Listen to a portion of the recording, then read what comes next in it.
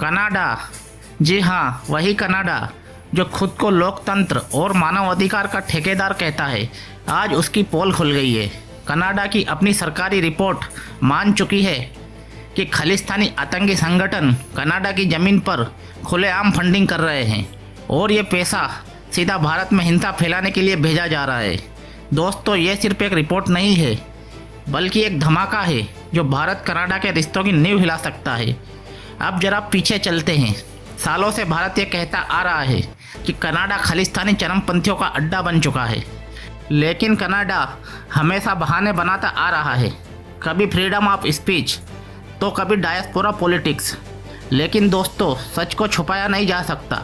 भारत के खुफिया एजेंसियों ने बार बार सबूत दिए हैं कि कनाडा की धरती से बैठे लोग पंजाब को अस्थिर करने की साजिश रच रहे हैं। आज वही बात कनाडा की अपनी सरकार मान रही है। कनाडा के फाइनेंस डिपार्टमेंट ने हाल ही में एक रिपोर्ट जारी की है।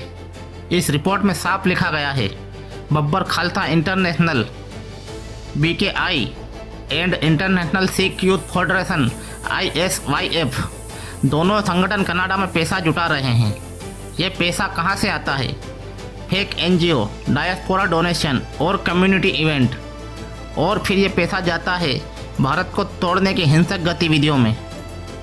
भारत लंबे समय से चेतावनी देता आ रहा है कि खालिस्तानी नेटवर्क सिर्फ एक सेपरेटिस्ट मूवमेंट नहीं है, बल्कि एक टेरर नेटवर्क है।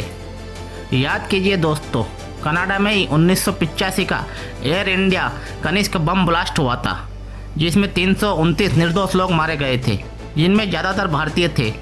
उस हमले के पीछे भी बब्बर खालसा का हाथ था।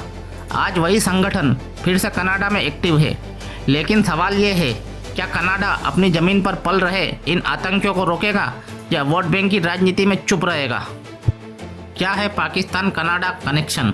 दोस्तों, यहाँ खेल और भी गहरा है।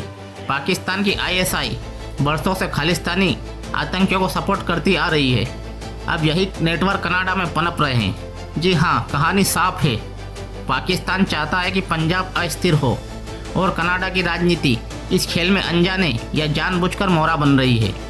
भारत के लिए चुनौती दोहरी है, एक तरफ पाकिस्तान तो दूसरी तरफ कनाडा जैसी दोस्त कहे जाने वाली सरकार। भारत की ताकत और भविष्य। लेकिन दोस्तों, अब 2025 का भारत पहले जैसा नहीं है। आज हमारे पास दुनिया की सबसे तेज़ी से बढ़ती हुई अर्थव्यवस्था, दुनिया की सबसे बड़ी डिप्लोमेटिक ताकत और दुनिया की सबसे मजबूत मिलिट्री में से एक।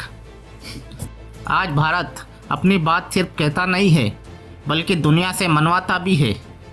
अब भारत कनाडा से सीधे सवाल कर रहा है, क्या तुम टेररिज्म का सपोर्ट करोगे या भारत के साथ मिलकर आतंकवाद मिटाओगे? दोस्तों, ये लड़ाई सिर्फ भारत की नहीं है, ये लड़ाई है आतंकवाद बनाम इंसानियत की। आज कनाडा की सरकार के सामने सबसे बड़ा सवाल खड़ा है, क्या वो खालिस्तानी नेटवर्क को ख़त्म करेगी या फिर राजनीति के लिए इनको बचाती रहेगी? अब फैसला आपके हाथ में है।